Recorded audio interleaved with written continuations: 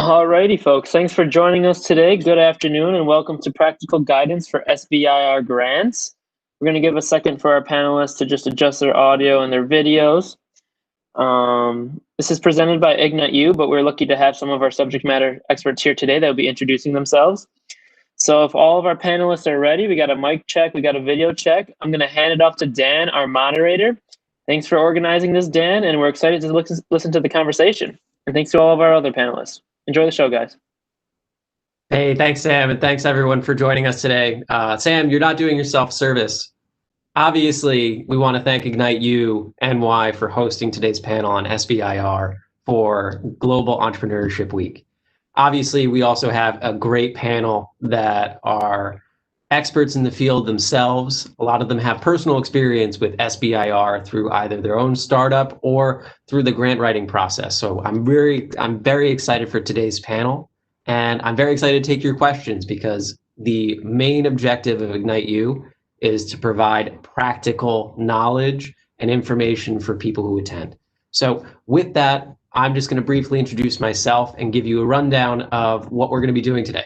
So as Sam said, my name's Daniel Kane. I'm the founder and principal attorney of a boutique law firm in the Hudson Valley that focuses on startups and small businesses, including those that are looking to get investment through SBIR and government contracting opportunities. We're going to be going through a series of questions about the SBIR and STTR programs. And for those who don't know, that's the Small Business Innovation Research Program and the Small Business Technology Transfer Program. Both are headed by the SBA, but are also run by individual agencies ranging from the Department of Defense all the way to the Department of Education. And today we have a great panel of, again, startup founders themselves, but also grant writers. And we're going to be going through eligibility, the programs themselves, and then some tips and tricks for businesses that have their own IP and need to consider what happens with that IP when they get an SBIR grant. So with that, I'm going to start with you, Ava, and let you introduce yourself about your business and then how you got involved in SBIR.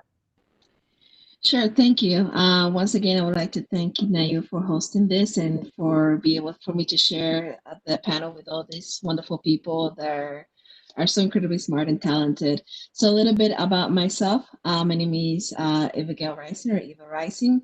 I am the CEO of United Aircraft Technologies, UAT, where we are working with the Department of Defense in replacing the thousands of metal clamps found in a single aircraft with a lightweight thermoplastic clamp that is changing the way we do electrical management because it has a network of sensors embedded on it that can map, monitor, and diagnose the entire electrical system of any vehicle.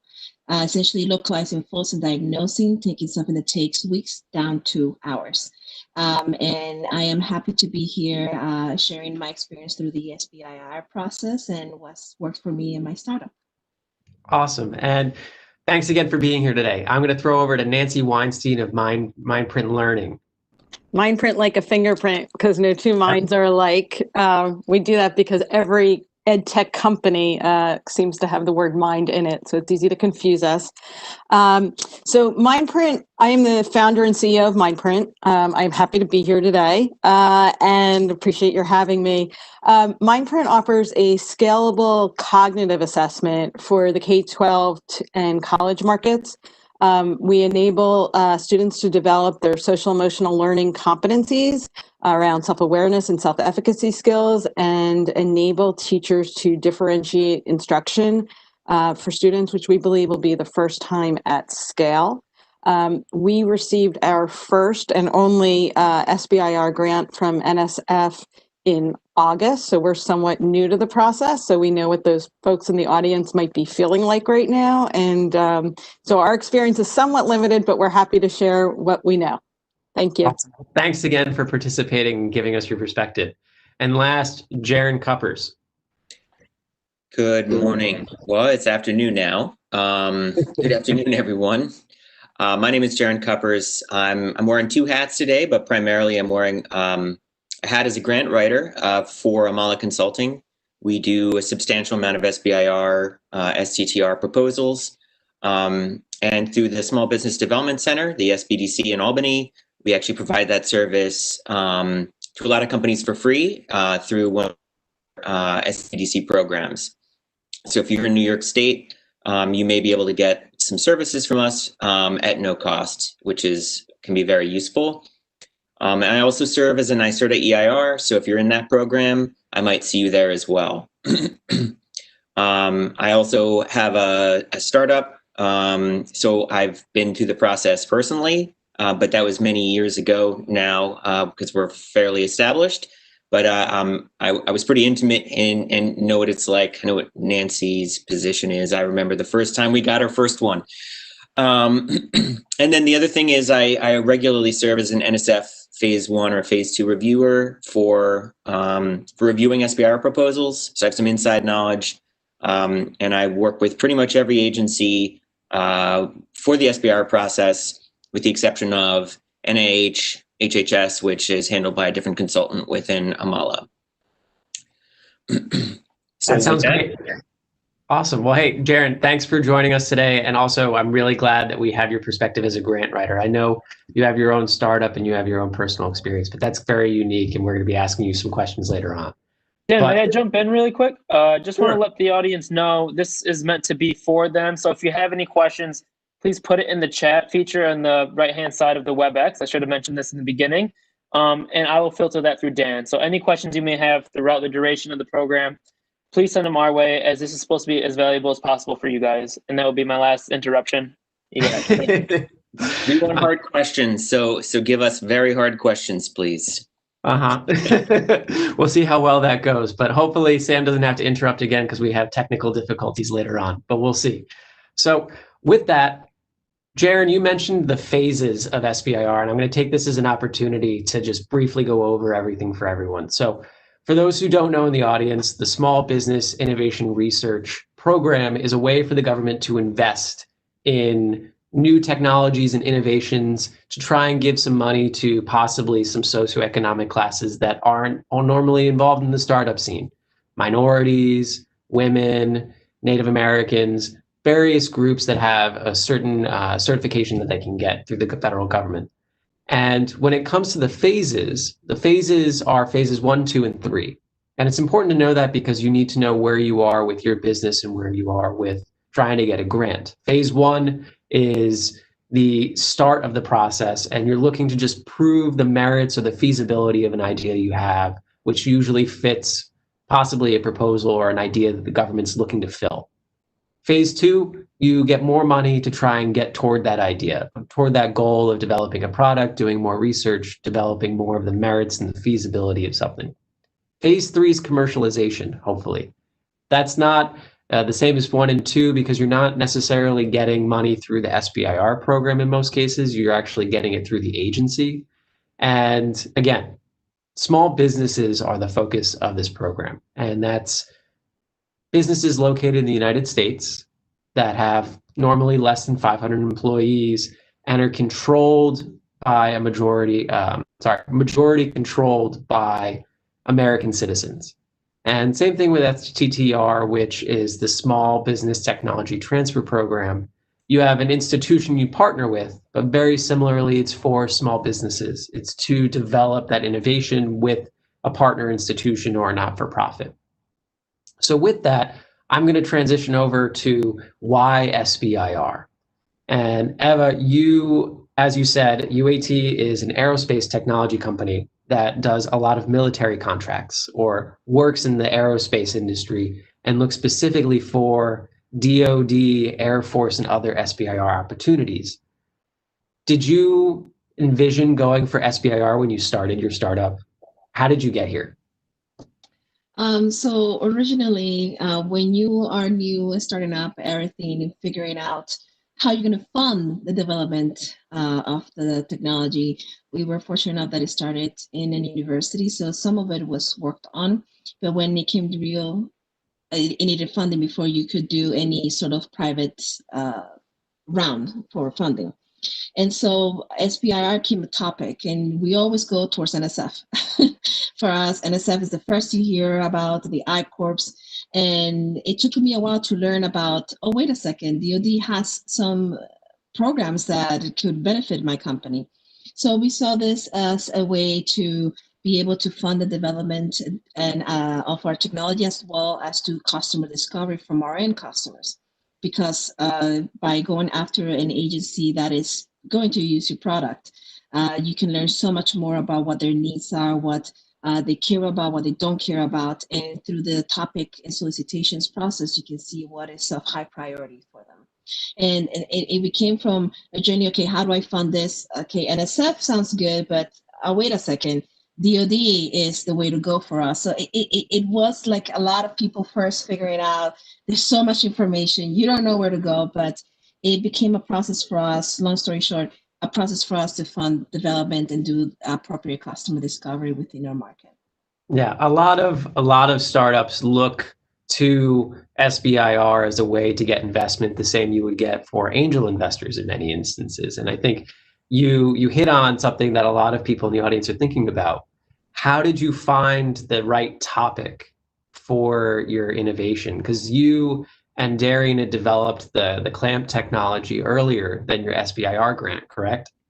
Correct. Yes, we had that technology prior for us going towards the SBIR process. So when you were looking at those topics, like what were you looking for? I made the mistake that a lot of people do, that if it doesn't hit the nail on the head, oh, we probably should not go for it. And when I figured out that you have to digest the solicitation or the topic and find that your product does have some fit into that solicitation. Mm-hmm. But at the same time, we were fortunate enough that the Army and the Air Force began opening up topics and open topics that you could essentially say, this is what I can do. If it's your modernization priorities in this area, this is what I can do. So it helped us do that process, but it came into going into DOD and figuring out which branch within the DOD should I go for. And for us, it ended up being the Army and the US Air Force. Yeah, the reason I asked this question is we actually had a question from the audience about how do you even start? Is there a topic? Is it an open discussion? And I know you specifically had that experience where you had a specific product that you tried to fit into some pre-existing solicitations and then also had the opportunity to put in some open topics from Air Force. And so for the audience, you can look at that both ways. And we'll discuss it a little later on with Jaron, who will talk about the solicitations that you might see from different agencies. But Nancy, I'm going to throw to you next. When it comes to the EdTech space, it's very different than what Eva's in DoD and military contracting. What did you see as you started to look at the NSF SBIR grant, or even the Department of Education grant that comes out every January? So most of the folks we know in, when we think about our colleagues in entrepreneurship, most of them are in the education space, and almost all of them only apply for IES grants, which is the education Department of Education, which is where we thought we would naturally go. Our product is a little bit different because we use a cognitive battery. So we said, well, we'll just look at IES, but we'll also look at NSF and we'll look at NIH as well, and which one would be the best fit. And we quickly eliminated NIH because, as Eva was saying, we did not meet sort of some of the specifications that they would want. But for us, it became, we could either do NSF and sort of focus our work around, and just sort of narrow our focus to focusing on things that NSF would care about, which would be math and science, as opposed to be more broadly all K-12, or do IES. And frankly, for us, it came down to deadlines, right? There were more NSF deadlines. It was, when we thought about how long it would take us to put our proposal together and get it out there, it made more sense for us to do that. And so we applied. We were lucky enough to be awarded the grant, but I'm sort of second on another grant, and they applied for IES, and they were not accepted. And now they're sort of repackaging and applying for an NSF grant. So I think that that's also something to sort of consider. Like, a lot of what you have to put together for the proposal will be consistent regardless of agency. And then you might you might want to reformat, refocus based on what money is available and the timing, but you can often do that. Yeah, it sounds like you had a very similar experience where you were taking a solicitation from different agencies and trying to fit the Mindprint product into that mold. But I think you're right. When it comes to different agencies, you're going to have a lot of overlap. And do you mind talking a little bit about the specific opportunity you had related to COVID-19? Because I'm sure that's on everyone's top of mind right now. So it was interesting because when we applied for our grant, it was pre-COVID-19. It was still 19. It was 2019, but it was pre what we knew to be COVID-19 at the time. And so we just applied for the NSF grant. Like I said, honestly, we went with timing because, as you mentioned, Dan, like there's one time a year for the IES grants, and there's I think 3 to 4 times a year for NSF. And so we knew we could be ready for December. We applied in December, and then we didn't hear back, and we didn't hear back, and we didn't know how to interpret that. So sometimes silence is not a bad thing. And basically, the agency was taking more time because of COVID-19, but they also, it was taking more time, frankly, because everything was taking more time during COVID-19. But I think it also gave the agency an opportunity to step back and say, as we think about what we want to invest in, given the way the world might be evolving, how might we want to change what we're looking at and looking at doing? And I think because we had, in our case, a fully online solution, we were very attractive in the context of COVID-19. Whereas I think folks who might have been applying with an in-person solution would not have been accepted, and they wouldn't have been able to, frankly, do their research during this time period. So I think that just as if you're talking to investors, they're out there looking at the market, seeing how the market's evolving and looking at the opportunities. I think the agencies look at themselves as investors, and they are looking at the right opportunities for the moment as well, and making sure that the nation as a whole capitalizes on them. And so that always should be part of your context, is what's going on in the world and what's going to be of interest to the people that are reviewing the grants. Yeah, Nancy, I just love that part of your story because it's a perfect example of turning a crisis into an opportunity, especially when it comes to the government, because like you said, like investors, they're aware of what's going on in the world and they're trying to invest through SBIR. So they are going to react as necessary, maybe a little slower than investors, but still going to react nonetheless. And Jaron, I want to get you in on this conversation. You have a wealth of knowledge when it comes to the different SBIR agencies that are involved. So we've talked a little bit about what businesses should be looking for in solicitations and open topics. And I'm wondering what you're thinking about. What types of businesses are really primed for SBIR, if you can even say there's just one type? Sure. Really, that is a tough question to answer because different agencies have different priorities. National Science Foundation is a great agency to apply for. They're really small business friendly. They have all these great opportunities and add-on funding.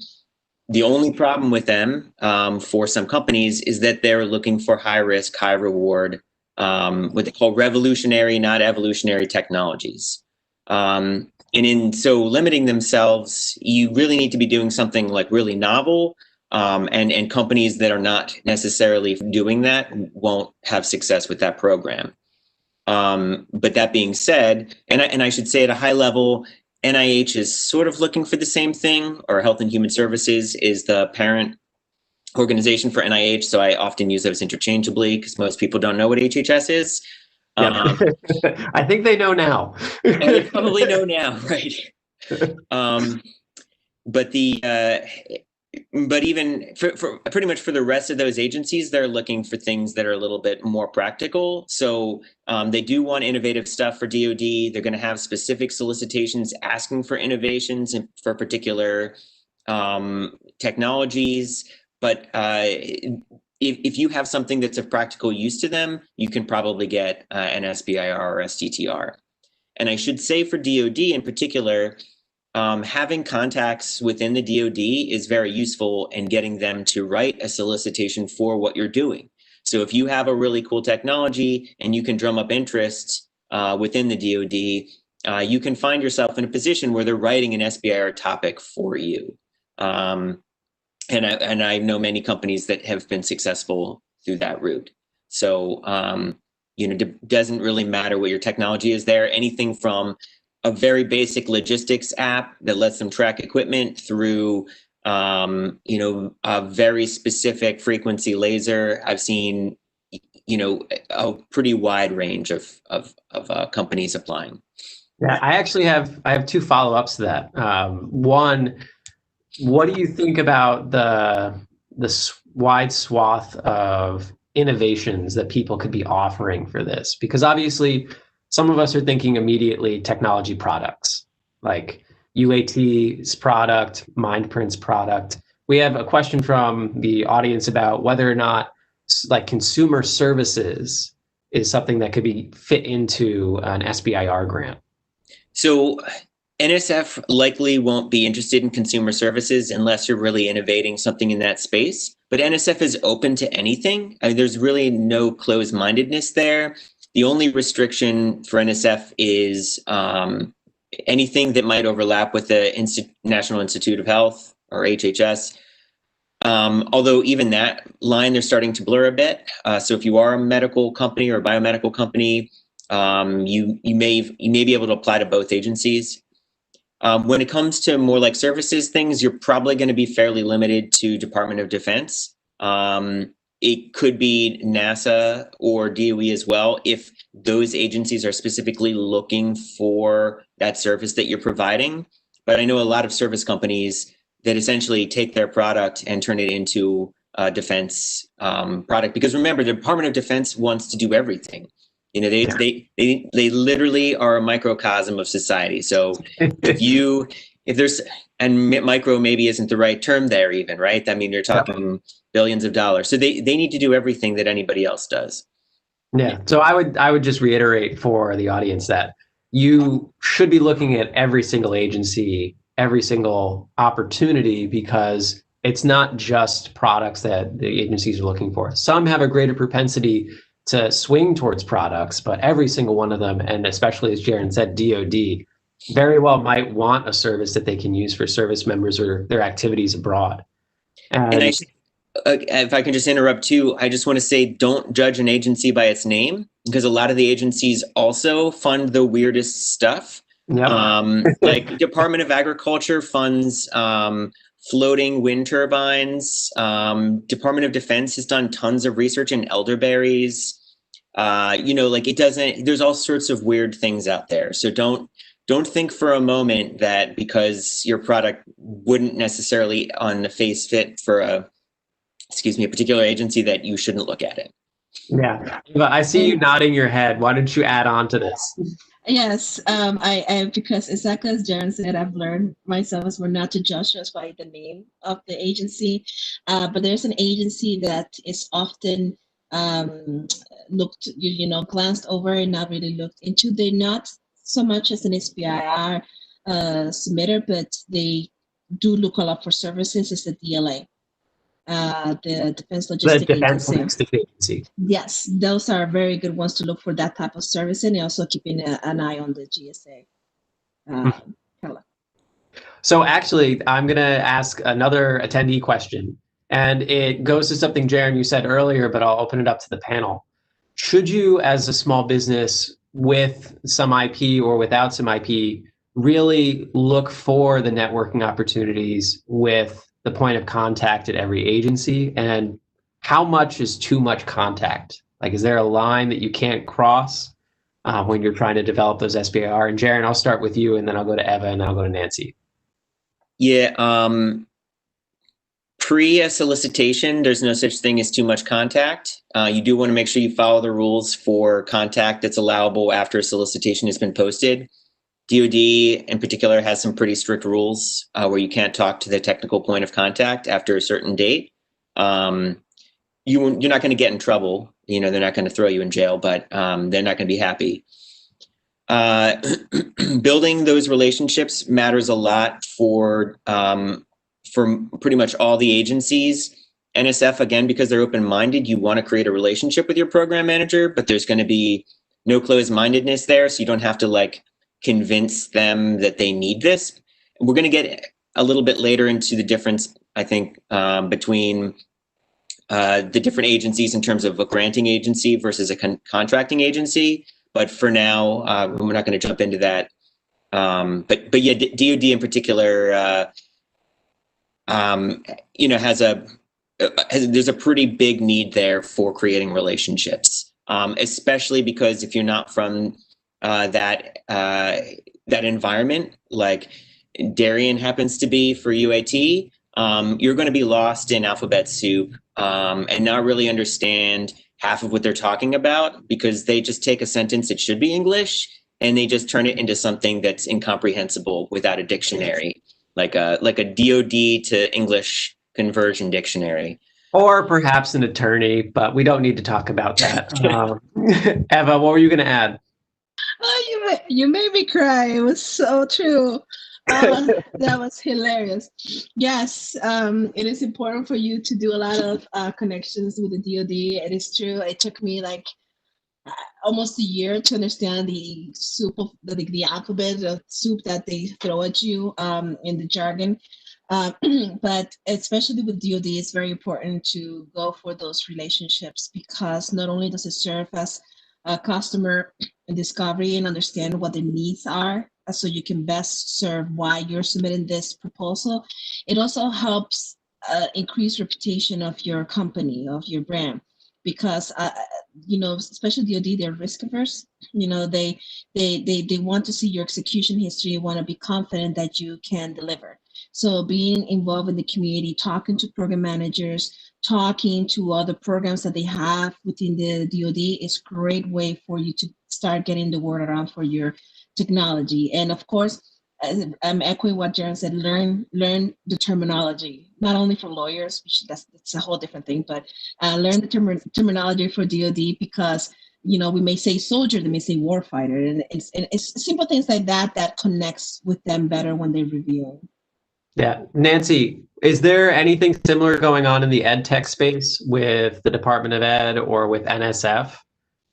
So I am told there is, but sometimes it's better to be lucky than smart, because we did not network and just sort of submitted cold. And I know that most people don't. And they were like, and when we were like planning to submit, people were like, yeah, you need to reach out to your program officer. And frankly, when we were reaching out to NSF, there was a change in program officers focused on ed tech specifically. So I don't even think we could have, but to be honest, I'm not sure I was there to do that. Like mentally, yeah. I was just trying to get it done. But yes, I know most people do, and most people think it is really, really valuable. And sometimes you can also get lucky. So if you're ready to submit and you haven't networked, don't not submit because of that, because it can happen anyway. But yes, you should. It sounds like there's two ways you can go about this. One is the networking route, where you really develop that relationship with the POC. But Nancy, I think your experience also highlights that you shouldn't be afraid to apply for an SBIR grant or even venture into STTR if you don't know anyone, because you could still get a grant. It's not pay to play. It's definitely better if you may know someone, but you have the same opportunity if you don't know anyone. And Nancy, I'm actually, go ahead, Eva. And just something, because that was our experience too. Just in case, even if you don't have your connections, submit, because that's another way to get yourself known. Because we had our no's too, and that's okay. But if they see, oh, here they are back again, and they start learning and say, this seems like good. It's a good way to get yourself known as well. Mm-hmm. So Nancy, I'm actually going to ask one of the audience questions to you first. They want to know, what did you plan for the delay between application and award funding with this SBIR? Because I know you took a chance with SBIR, and you do a lot with networking with different states, different charter schools to try and get in those spaces. But how did you plan for it, and what did you do when you first applied for that SBIR grant? So you plan and pray. right? So I think the assumption always has to be, and Jaron or it might know the odds better than I do, but I think it's like 1 in 5 maybe get approved if it's that high. So you have to assume you're not going to get it and plan around that.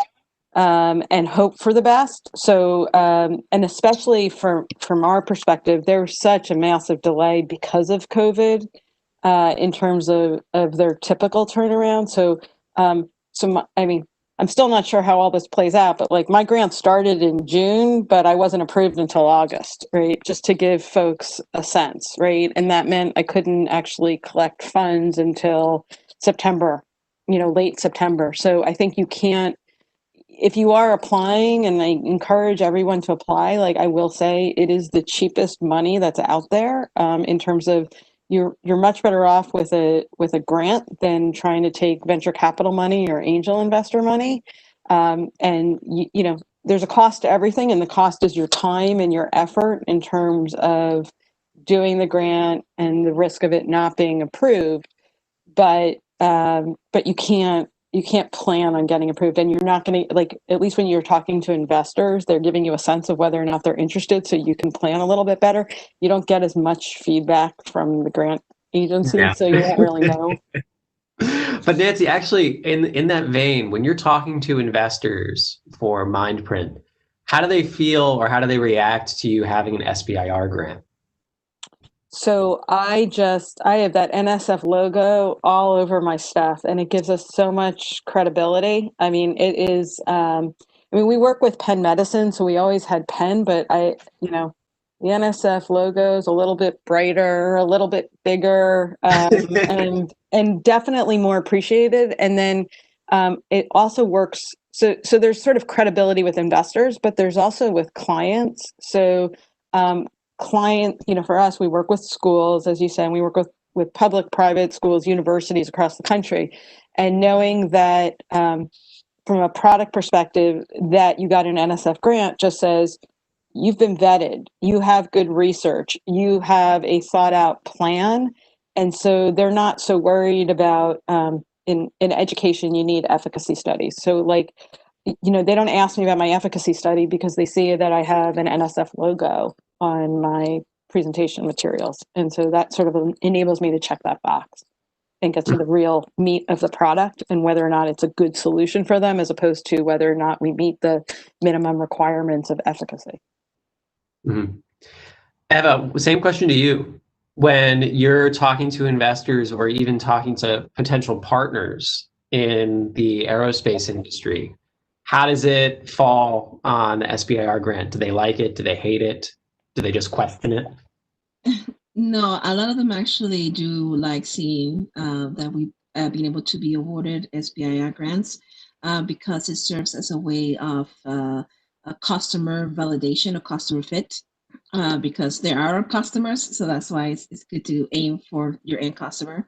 And if they're willing to pay for this, it also validates the problem that we're solving. In addition to that, it's a good prospect in a good way when you're doing around and you say, listen, I have this SBIR funding. We already have this money coming in.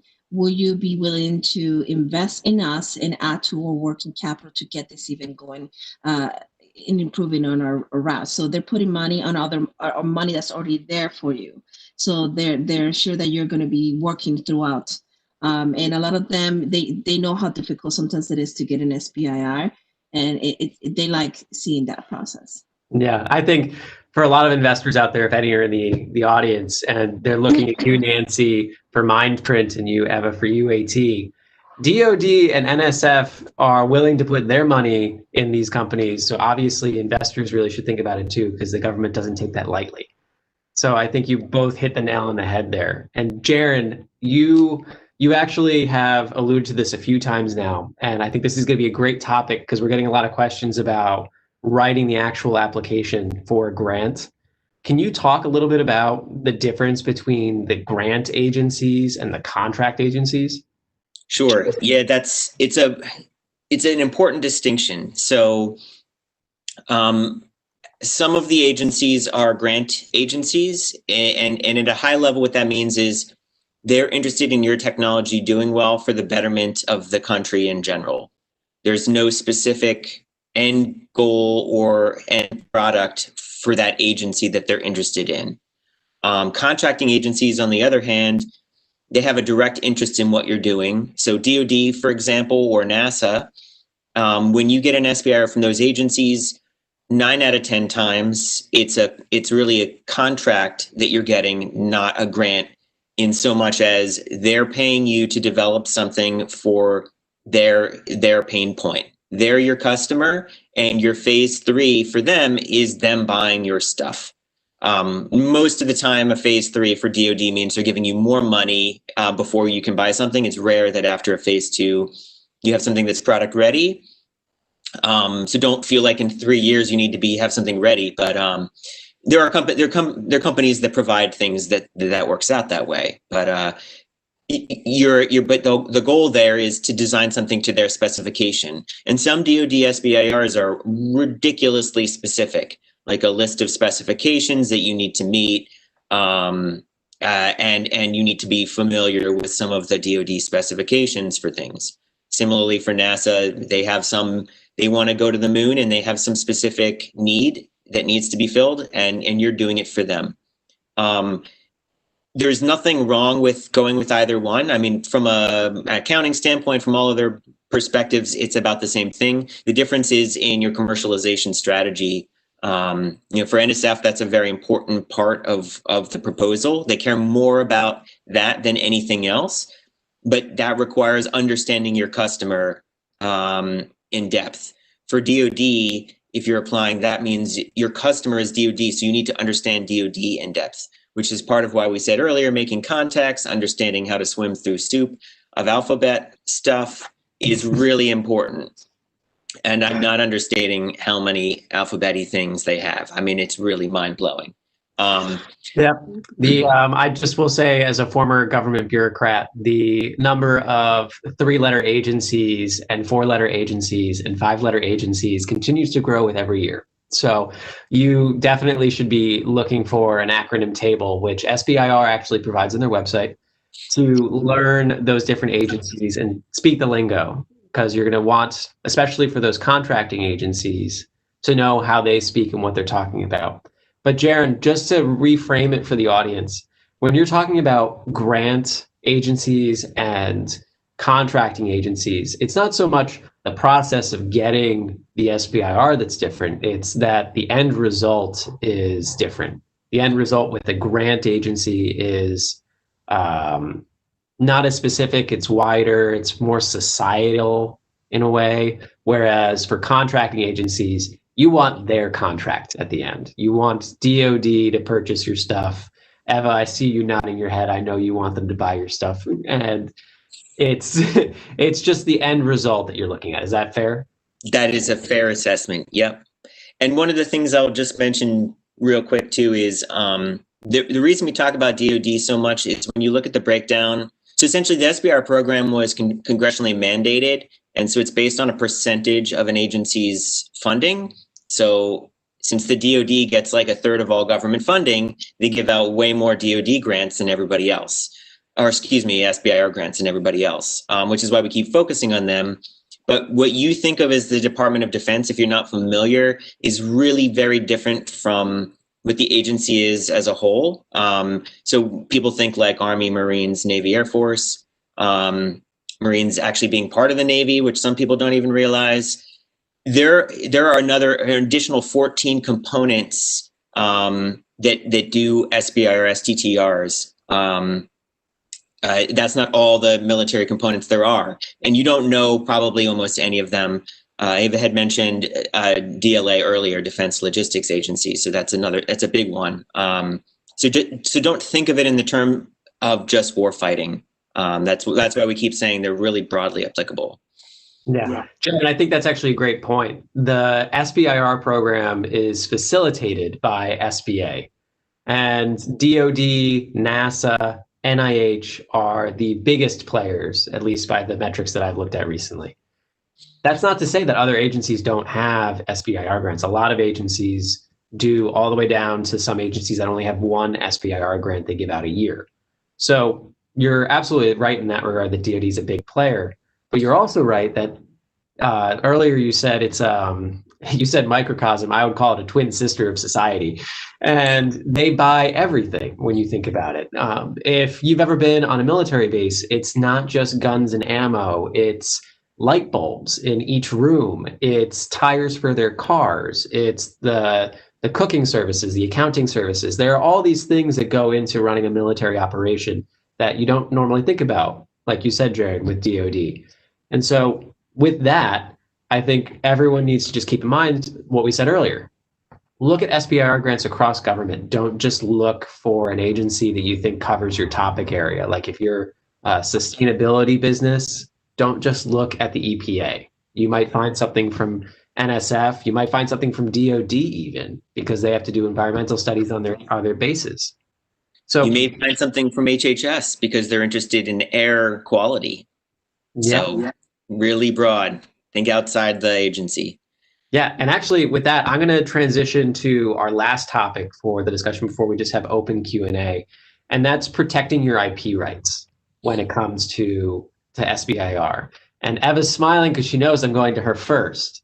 But so Eva, obviously a lot of the businesses that are talking with us in the audience today know about intellectual property, that being trade secrets, patents, trademarks, and copyrights.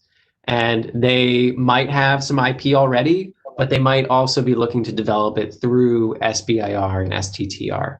What was your experience with UAT already having IP rights that you'd already established with a patent going into SBIR? So that's a big topic that a lot of people always ask, and they're always concerned about, and rightfully so. You know, the IP is the bread and butter of a company. I'll speak on what UAT's experience is, and also some conversations I have with people from DoD and what they told me, and as a result. So on UAT, because we knew the IP structure that happens with the DoD, so basically in the DoD, most of the time, if they fund your development of your technology, they have a right to that technology further down the road. That's just how it is. It's their money, they pay for it. So they had a right. This doesn't mean it's like, aha, it's mine now, and they run for the hills. It's also so not quite like that. Don't get scared yet. For UAT, we made some precautionary methods before we started engaging in that sort of development. We did a file for intellectual property on mostly all aspects of our technology before we engage with the SBIR system. So our IP was already established prior to the money for the development of this, which also can sometimes help because they like to see dual use technologies, especially in the DoD. But for those that are planning to develop technology within DoD, you know, there's something you need to keep in mind. And when you get your contracting agreement, you just read through it, understand it, because it's lawyer jargon, and sometimes you have to read like 4 times. I love you, you know. But sometimes it takes a second to understand. But basically, from my understanding, from what I've spoken to others, there is that risk, and you need to be aware of that because it has happened. However,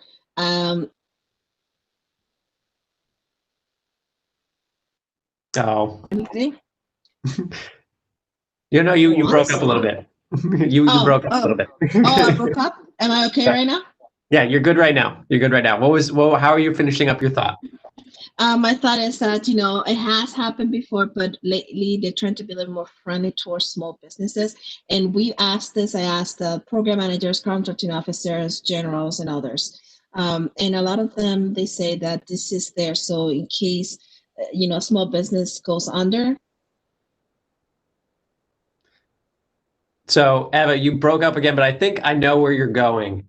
And that's that DoD and other agencies are being more small business friendly in that they're recognizing that small businesses need to have some intellectual property right at the end. And when we talk about IP, we're talking about the ability to make, sell, license, import, export a technology if it's protected by a patent. And that's in most cases.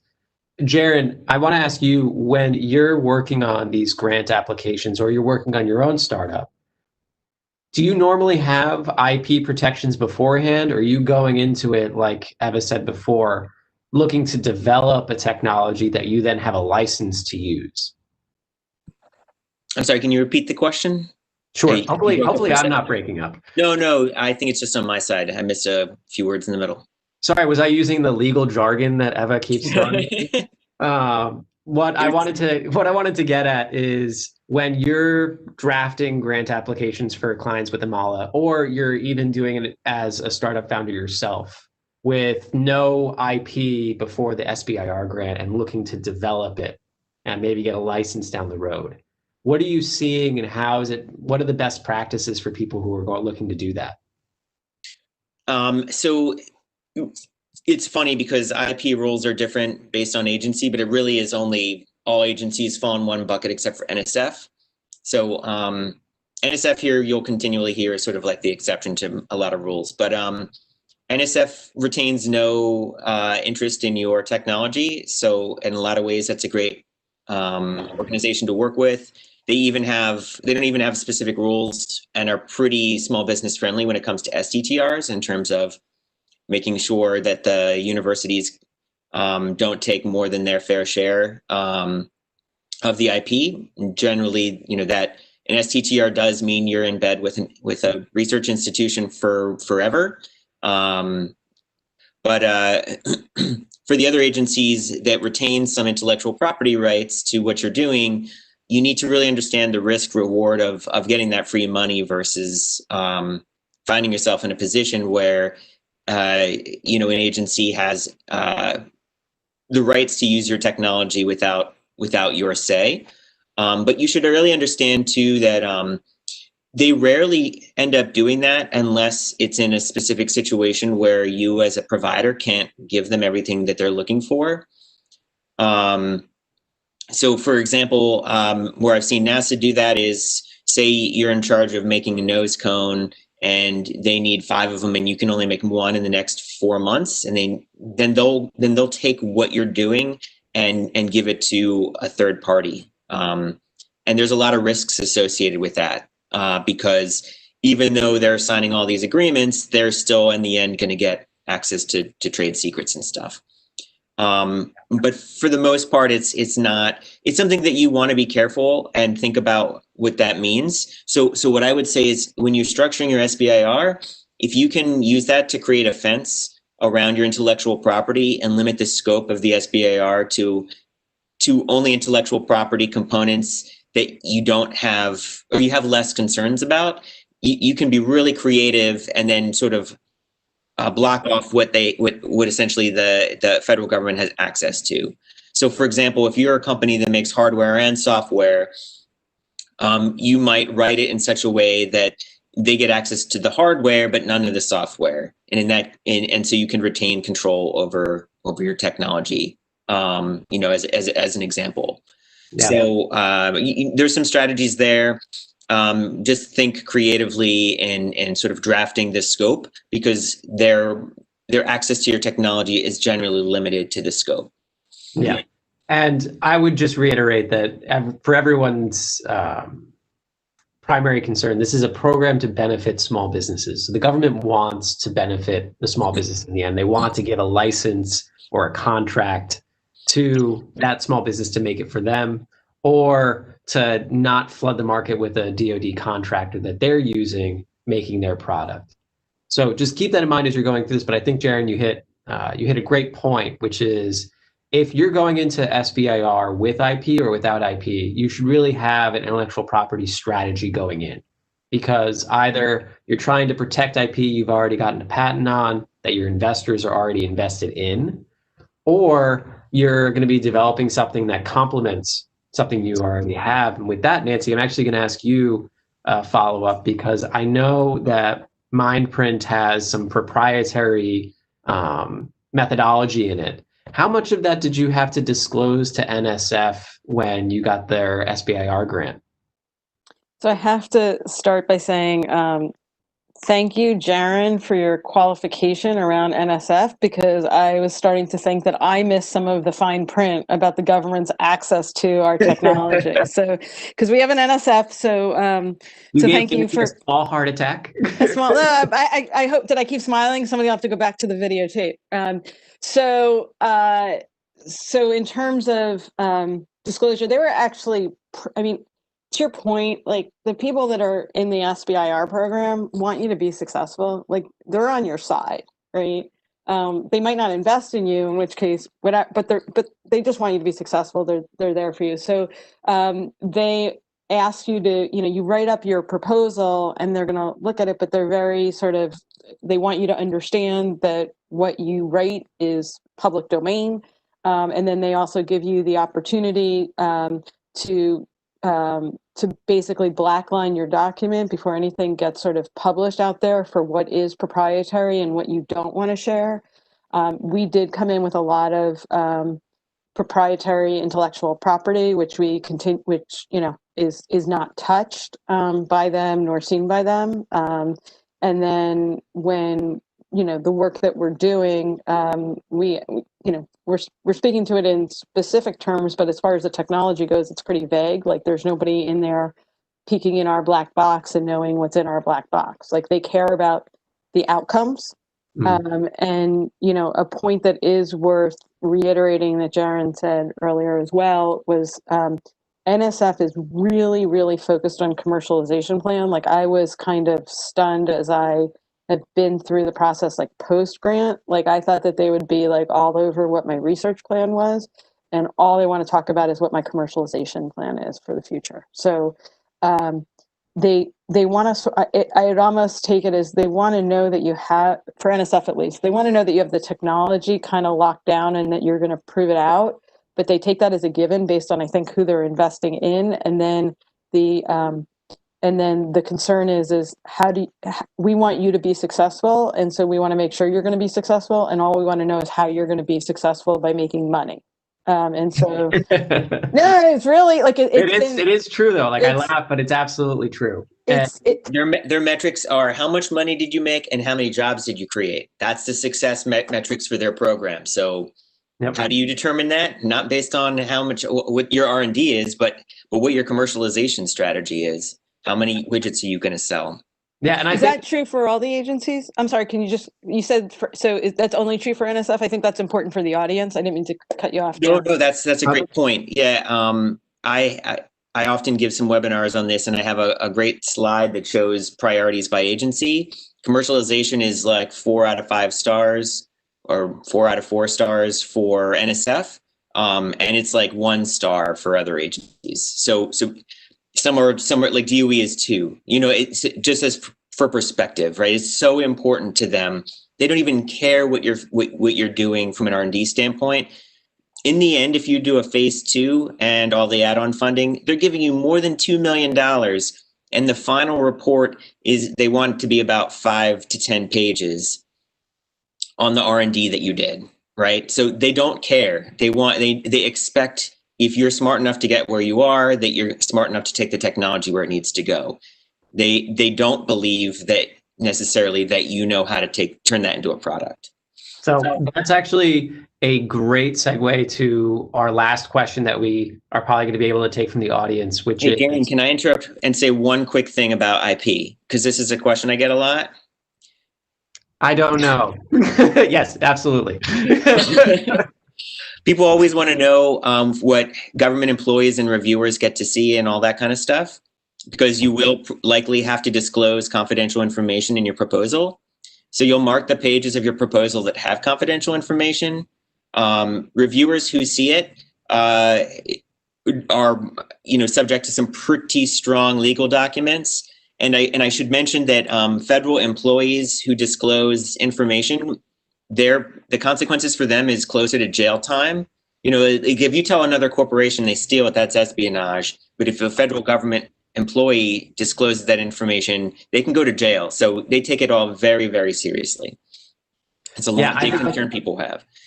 I do think that's a great point, because people have to keep in mind that even like talking to an attorney, you have confidentiality rights. You have the same when you're applying for SBIR with these different agencies. And that's actually still a good segue, Jaron. So despite the interruption, which you guys are welcome to do, you are the experts, not me. What support do these agencies provide to you once you've gotten the SBIR grant, once you start thinking about commercialization? And that's to the whole group. Anyone can answer. So on top of the SBIR program, there's something called, well, it's sort of agency specific, but I'm just going to generalize it and say you get commercialization money, which essentially is money that's outside the scope of the SBIR bucket. That can go to a third party or someone of your choosing to help you with market research and commercialization strategy and stuff like that. So for every agency almost provides that. Some of the DoD components don't, but for the most part across the board, and it's substantial. It's like roughly $6,000 on average you get to spend to get help in that arena. And then NSF has they have their National I-Corps program that many of you may be familiar with. They've integrated into the phase 1 something called a Beat the Odds boot camp, which is like a light version of the national program. It may actually go away, but for now it's there. And that program, it does take money out of your $256K phase 1 budget, but you can spend that on commercialization activities. So there's pretty decent support. Again, and NSF is very commercialization, small business focused. So awesome. Eva, did you want to add something? Yes, for DoD, NSF, once again, they do provide some help through the NSF I-Course program. For DoD, it's a little bit more limited, but it's also about how you look at the fund that you're getting, how you manage it. So I'll tackle 2 things, the one that helps and how you could do it if they don't. Some of them are trying to, so as you know from Nancy's experience and experience from the other ones I worked on, I've done DoD and I've done the Department of Education as well. But the experience is that they take forever, especially when it's federally regulated contracts. As for DoD, they take forever. They could take 9 months or more. But they know that, and they know that. And so they're trying to do like federal regulated contracts, so they will give you the money right on the spot. There's a lot of programs in the AFWorks for the Air Force, for the Army, it's the XTech Search program, where the money comes in really quickly. And they do offer like programs and support to help you through the commercialization process. For the AFWorks, they will help you find that customer within the U.S. Air Force that you would need to get to phase 2. For XTech, they help you get into the connections of the industries and the people that you need to talk to accelerate. But what if you get federally regulated or you don't have that service? So every SBIR, you get a percentage of profit that you make. And out of that percentage of profit, you, depending on how you use it, you can use it to fund some of your commercialization strategy. So it depends how creative you can be with that money that you get. I forgot the percentage, but there's a slight percentage that you can use. Awesome. Well, we are just about at time. And so I just want to thank our panelists again for joining us today to talk about SBIR and their personal experiences with this program. I think I can speak for everyone when we say SBIR is a great opportunity for small businesses nationwide, especially those with their own technology or looking to develop technology with the help of the government as an investor. So with that, I thank you all again, and I hope that everyone will look you guys up to see the great work that you're doing with your own businesses. And Sam, I'll turn it over to you. Thanks again for hosting. Hey, thank you, Dan, for moderating. Thank you for our panelists for sharing their expertise today. And thank you to the audience for joining and asking all those questions. They were great questions, very active, very transparent conversation that we had. This video will be posted on social media, hosted on our website in probably a few days. So follow Ignite U New York on social media for future updates on programs, webinars, anything that you'll find of value as an entrepreneur, as a startup. We're here as a resource for you guys. We're here to provide you the tools that you need for success, especially during these hard and challenging times. So connect with us. And Eva, Jaron, Nancy, Dan, thank you so much for doing this panel event. You will see them tagged in our social media posts, specifically LinkedIn. So if they have the time, maybe you can connect with them as well. Thank you again. and everyone have a great day. And we'll be sending a feedback survey for you to fill out in an email, and that would be greatly appreciated as we're all trying to pivot and come accustomed to 2020 virtual events. So any feedback that you have will be greatly appreciated. Thank you for everyone for joining us, and have a great day.